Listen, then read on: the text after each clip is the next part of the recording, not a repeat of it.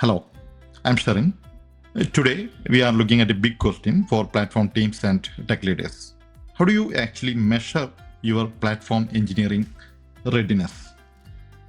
Everyone talks about platform engineering as the evolution of DevOps, the secret sauce for developer productivity, or the next step in scaling your software delivery. But here is the thing, unless you know where you stand, you can't plan where to go. This is why platform engineering maturity assessments matter. Think of it like preparing your home for solar panels. You can't just buy the panels and slap them on the roof. You first need to check your wiring, your roof strength, and your sunlight exposure. Similarly, you can't improve your platform engineering practices unless you measure your readiness first. Why should you even measure your readiness? Because the platform is not just a set of tools or some Terraform scripts. It is your product for your internal customers, that is your developers.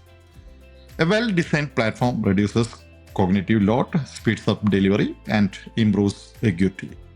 But a half-baked platform with poor adoption can actually slow teams down and drain investment without clear returns. Measuring your readiness helps you understand what's working, where the gaps are, and what you need to prioritize. You might have already assessed your DevOps maturity with frameworks like DORA by tracking metrics such as deployment frequency, lead time, change failure rates, and MTTR. These are extremely valuable. Platform engineering readiness builds on this by adding a new layer focusing on scaling DevOps with a platform mindset. Many successful DevOps teams eventually see the need for an internal developer platform to standardize tools, enable self-service, and make life easier for developers. But if you rush into building a platform without checking if you are ready, it can lead to frustration, low adoption, and a mess of tools. One of the most practical ways to measure your readiness is by using the CNCF platform engineering maturity model, which breaks down readiness into 5 aspects: investment, adoption, interfaces, operations, and measurement. Each aspect has 4 levels, from early ad hoc stages to fully optimized scalable practices. Let's break this down. Investment. How is your organization's funding and resourcing for platform engineering? Many companies start with an enthusiastic engineer automating things on Fridays. That's level 1. Provisional, ad hoc, and driven by passionate individuals. But as you move up, you start allocating dedicated platform teams with a budget, clear product management, and goals tied to business outcomes. Next is adoption.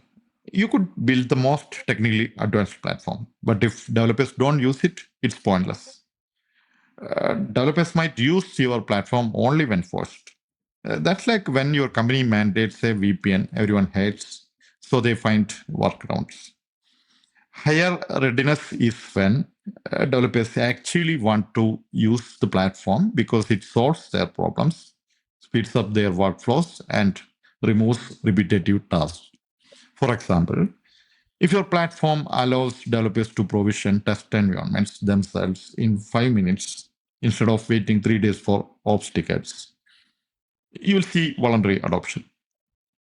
Measuring readiness here involves looking at how many teams are using the platform, why they use it, and whether they recommend it to others. Interfaces. Interfaces look at how developers interact with the platform. Early platforms often rely on Slack requests or Jira tickets for everything. Developers might need to message someone to spin up an environment. That's slow and manual. As readiness matures, you are moved towards self-service portals, CLI tools, or APIs that let developers provision environments or pipelines themselves. For example, Spotify's Backstage or internal developer portals like Pod can offer self-service golden paths for developers. Measuring readiness here involves examining whether your platform is user-friendly, automated, and actually reduces waiting time for developers. Operations focus on how your platform is built and maintained. At low readiness, the platform is a side project with no clear roadmap, often reactive to requests. As readiness improves, your platform team works with clear backlog, has SLOs for reliability, and treats the platform as a product. Measuring readiness here is about understanding whether your platform team operates reactively or proactively, and whether it has the stability and planning structures needed for scale. Finally, measurement is about feedback and metrics.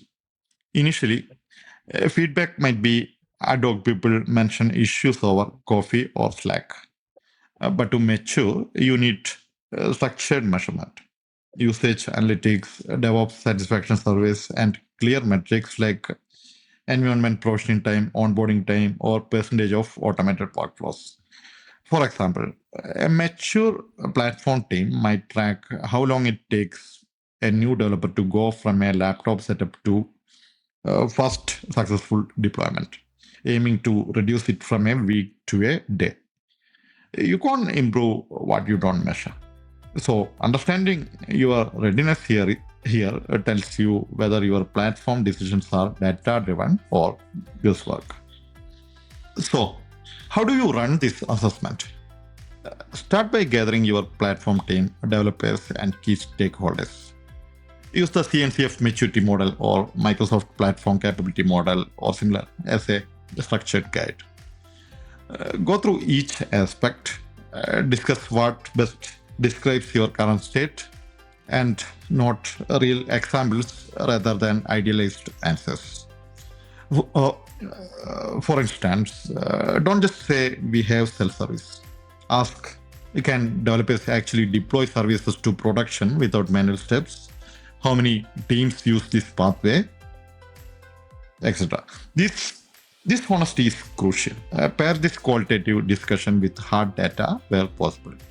Look at how many developers use your platform, how many provisional requests are fulfilled via self-service, and how platform adoption correlates with the improvements in DORA metrics.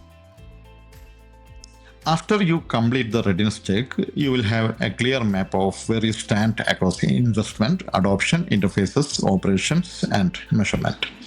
Use this map to prioritize your next step. If your interfaces are at level 1, but adoption is strong, your next investment might be building a self-service portal to reduce manual toil. If your investment is low, but developer demand is high, it's time to secure budget and formalize the platform team. The key is to view this assessment as a continuous improvement tool, not a one-time checkbox exercise. The goal isn't to max out every aspect immediately, but to identify the next impactful steps aligned with your business goals.